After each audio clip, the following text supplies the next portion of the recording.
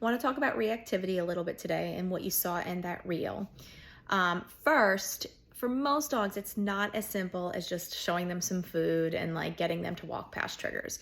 There's a lot that I do with my clients' dogs before the dog even feels comfortable engaging with their handler in a moment like that. So there's usually a lot of gaps in the dog's training that we have to fill, but it has more to do with gaps in the relationship between the human and the dog. So once we can work on that and the predictability behind training and rewarding, then we can start adding in some extra challenges. Because once we start adding in working around a dog, we're not really doing anything new other than changing the challenge. So throughout the training, we keep increasing the dog's impulse control, the clarity, the relationship, and all we're doing is changing the challenges. So, the dog already knows how to walk. The dog is learning how to engage with the handler. The dog is learning how to take cues even in a moment of excitement because we've added in some impulse control into the dog's training. So when we're adding in a new dog, it's not really a brand new practice. It's just a new challenge that we're entering into the dog's training, something the dog has already learned how to do to work around challenges. We're just adding a different challenge. So it takes time to get to that point. And then we have to also motivate the dog to want to choose us over interacting with those dogs. Because for a lot of dogs, reacting is great. It's a great decision. We're the ones that don't like it. So if I want my dog to choose me, I have to be motivational enough. And that's why we usually use something of high value.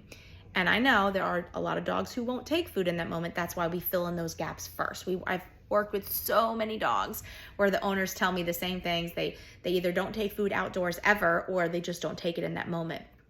So we've got a lot of things we fill in first.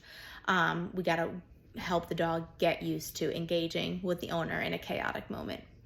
So a lot of people have this weird perception though with food, like, why should I give my dog food in that moment? My dog should just be doing it anyway. Well, you know what? If a human was screaming at me across the street, staring at me, coming towards me, and I didn't know them, I probably would have a reaction too. Should I just be quiet and do nothing about it?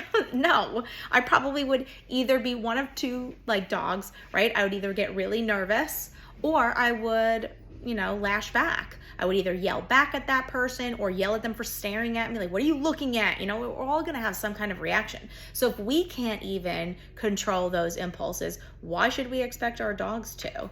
And then if they think that those impulses or those reactions are effective in keeping that other thing away or making that thing come closer, then they're gonna keep doing it. So we have to show them a different way of responding, make it motivational so they can see the end result. So they can see that they didn't need to react to make that thing go away. Or there was no chance in greeting that other dog. So there's no point in trying to bark at that dog because they weren't gonna come to you anyway. So using food is great, but I also like to help people see it as, if your dog is choosing you and the food over reacting, that's a huge victory. We're not shoving the food in the dog's mouth. The dog is actively deciding to take that food and engage with you versus reacting. That's how it starts. You want to build a new habit, you got to get the dog to participate in doing the thing you want him to do. But the way we can help them participate or want to participate is by motivating them. So we have to use the food. And then over time, it just becomes normal for your dog to not react anymore. And you can really slow down on the rewarding. You can get to a point where you might just use some verbal praise or redirect your dog with a cue and then reward him at the end. Some dogs will be good with not being rewarded anymore, but a lot of them, I don't know that I would suggest that. I think I would still, even for me, I still once in a while will reward Lincoln when we're passing by dogs if we're in an environment where there's really not a whole lot of dogs. Like if we're in a training place, and there's a ton of dogs, I'm obviously not gonna be rewarding him the whole time, but I might reward him when we first get there. And when he realizes that nothing's changing and these dogs are just staying in here, I don't have to reward him anymore. If we were at some type of event where there's a lot of dogs, I'm not gonna be rewarding him the whole time. But if we're in a neighborhood and there's no dogs and then all of a sudden there's a dog, that's very alarming for a lot of dogs. So I might give him a cue, or if he just looks at me, if he chooses to look at me instead of looking at the dog, he's choosing to engage with me without me saying anything, yeah, I'm gonna reward that because I want him to keep doing that. And then some people can get weird. What happens if you don't have food rewards? First of all, I have a reactive dog. Why would I not have food rewards on me? Why would I be that ill prepared to not have food on me? Like, why am I gonna be with my dog and not have food? Like, why is that such a hard concept?